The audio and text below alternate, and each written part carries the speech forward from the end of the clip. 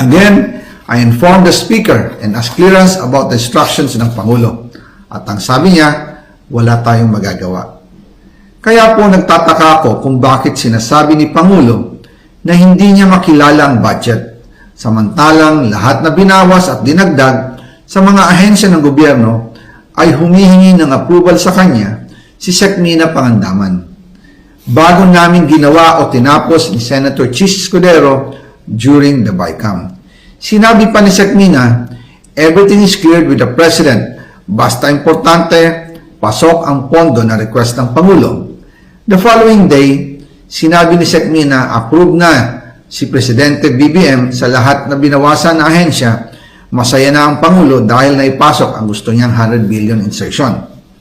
Wala pong perang napunta sa akin. Lahat po ng insertion napunta sa ating Pangulo at Speaker Martin Romualdez.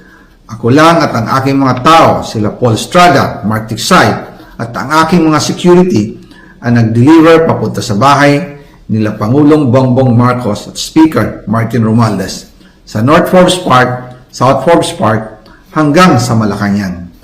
Yung mga delivery ay merong record ang aking mga tao.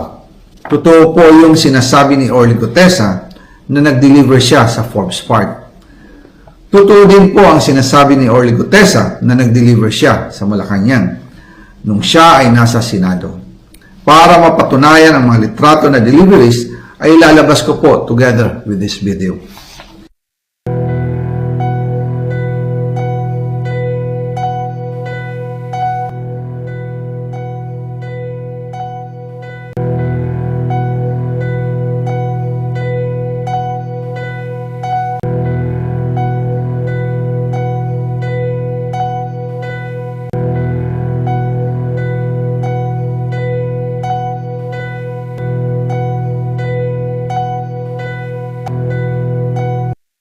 After po ng approval ng budget sa General Appropriations Act of 2025, nagtanong po ako sa DPWH kung magkano ang kailangan na ibigay sa Office of the President o ang SOP na bigayan. Ang sinagot sa akin ay 25%. Ang ibig sabihin nito, 25% ng 100 billion ang SOP na kailangan ibigay kay BBM mismo. In total, 25 billion ang napunta kay Pangulong Bongbong Marcos. Kaya ngayon ay hinahamon ko si Ombudsman Remulla kung seryoso talaga siya sa mga sinasabi niya sa kanyang press release na idadamay niya pati si Martin Romualdez kung magbibigay ako ng ebidensya.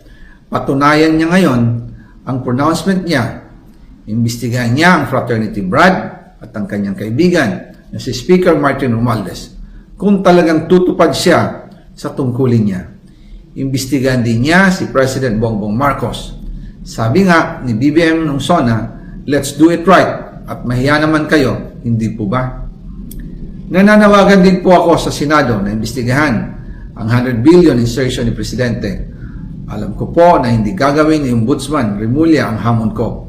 Pero magaling ang Senado sa imbestigasyon at ako ay naniniwala na dahil sa kanila, lalabas ang katotohanan.